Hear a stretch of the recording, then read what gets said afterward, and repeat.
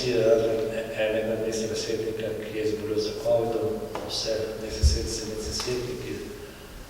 Večina točk je bila sprejeta po hitrem postopku, učinkovito, tako da imamo zdaj to komisijo, ki je ključna, KVMI, ki vodi kolega podžupan Čerin, in zdaj bojo do konca leta, oziroma datum do tega 24.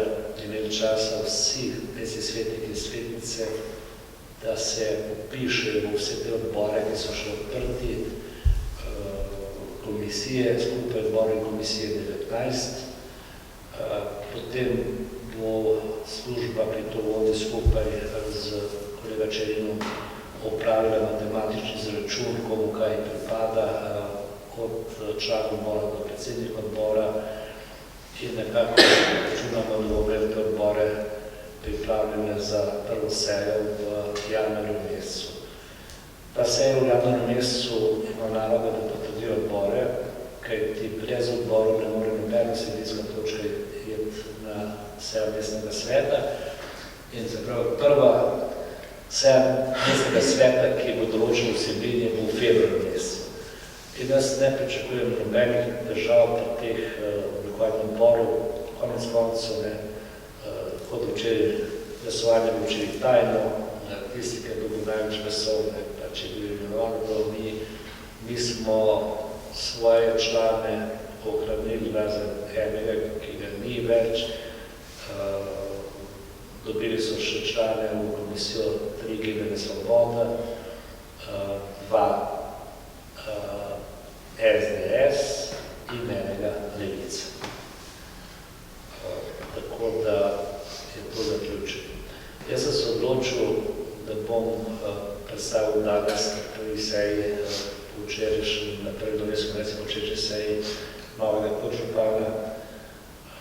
Vi ste že prej spraševali, da se govorili, kolega podžupan je bil zelo dober minister, eden 5 une vlade, ki sem jih hvalil, do Ljubljane je bil korekten, do drugih občin tudi, kar smo dobro sodelovali.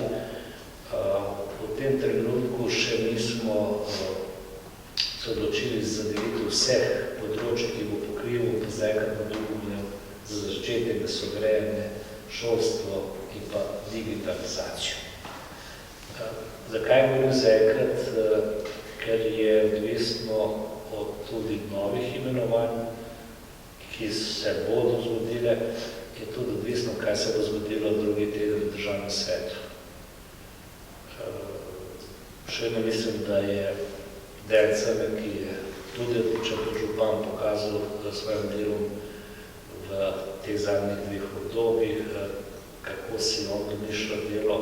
V državnem svetu je bil jasen zastopnik pravnih stališč, nič nikoli ni trgoval in mnogi so ga predlagali za predsednika državnega sveta, ko je bilo na seji, ki je bilo včeraj, kar nekaj kandidatov so kandidatov umaknil.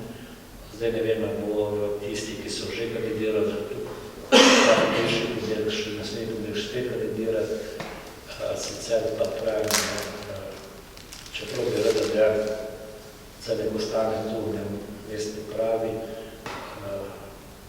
če bodo v to priliko, vidim, da bo tudi odličen predsednik državnega sveta.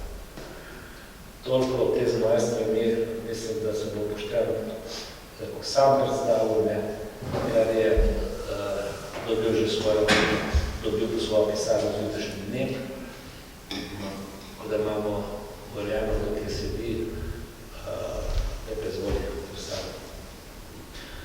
Ja, hvala, lep pozdrav. Zdaj, verjamem, da me že poznate, zdaj že napisa ne bom bral.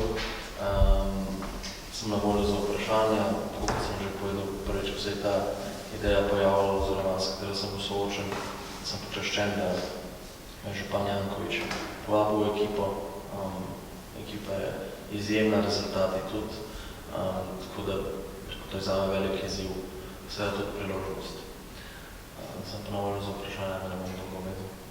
Kaj je za vas najbolj urejeno v Ljubljani in kaj je za vas najmanj urejeno v Ljubljani?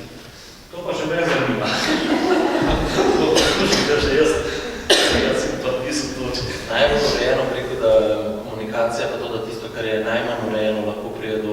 direktno vodstvo in se to tudi uredi.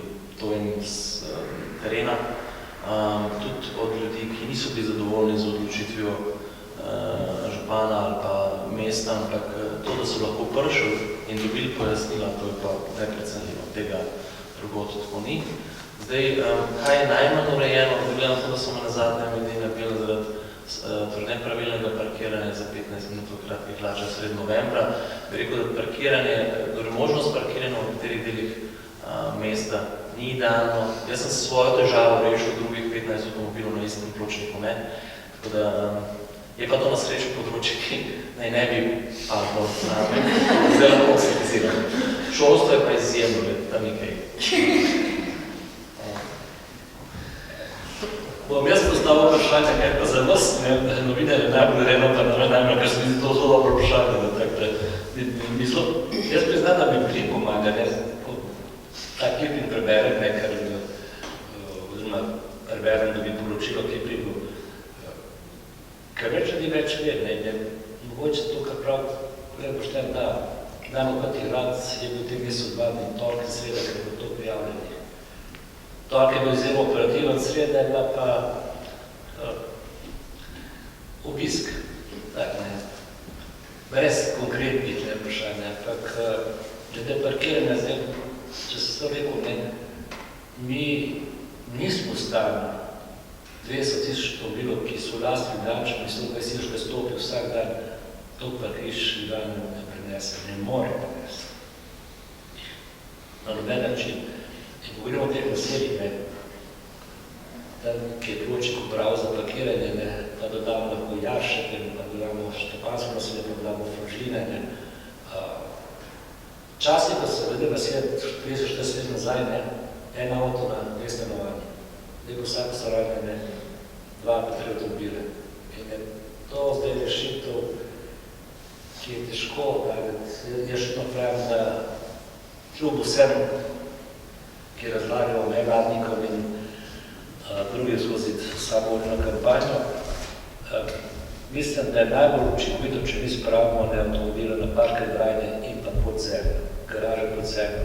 Tako ne pozabi, da smo mi pred 10 leti vsem četrtim skupnostim ponudili, da naše zemljišče damo brezplačno v uporabo, da se naredili pod zemljo stanovalci garaže, da jim pomagamo pri vseh papirjih, oziroma pomagamo tudi pri zboru izvajalcev, če želijo, ne, in zapremo pleje presude. Tipično primeri so konsezi, Paravracu. Tam pa tržnice smo mi postavili že potopni količek, ki smo ga dvigali. Tam se te vozijo, ne, mamice vozijo se svoje otroke, ne, in pa rečem, zakaj se je naš otrok čez eno robo tle hodil, ne, drugo propel. Ja, ker je prt. In smo zbirali, imamo celo svojo inicijativo, ne, smo se zmenili, ok, povejte dostavni čas jutri. Povejte, recimo, kako je nekaj, če nekdo invalid, da ne more prijeti za njihov. Torej, vse lahko rejeno, samo moraš brati podpise, da spet vidimo. Ampak tam malo tisk hrib, ne, ki je bil gavljen, na hrib odkopljen, gdje se garaža, ne, in se nazaj na sve. To pa dolgo pričakujem, ne, da radimo ne vsake naselje, ne garažno hišo, ne, pa jim damo možnost brezplačno uporabo, se pa razvodili. Damo pa zemljo brezplačno uporabo. Enak je na Fužinah. Pa naši knjižnici, takrat je bil predlog, da mi to knjižnico porušimo, da imamo novo, kaj bo staro, četrto skupnost, in pa zraven garažo, kaj je zraven zdravstveni dom, da bo imel vse. Ampak, ko smo povedali ceno proizvodne, takrat je bila cena okoli 12 000 evrov, proizvodna cena, kar glede termika poznamo, pa glede cene, ki so na trgu, dobili smo za 300 mest 20 prijav. Pa se pa staro stalo. Potem pa pride pa reče, ja, v naši ulici ni bil redari. Redari hodijo, ali programsko pošiljanje, ker imamo pač vedno, vsake to včasih nekaj sobišče, ali pa nekdo zelo ustrajno kliče. In ko pride redar, Trnovo, ki je na 17 vstop, upiše vse, ki so druge parkirali. In pol zakaj pa moj avto? Da drug pa piše, mojega ste pa zato kaznoval, ker nimajo glavske registracije. Da, ne gleda registracija. Ti imaš lahko tudi markovsko registracijo, pa si tukaj doma. da to ne gleda, pravim, ne, na parkiranje, ne, ko vas vi mali spremenili filozofijo, ne, vedno avtomobila ne, drugi pa lahko ne, kar še ne, za tiste ne, potrebe. Ja, čemu? Mogoče pa drug problem do politika.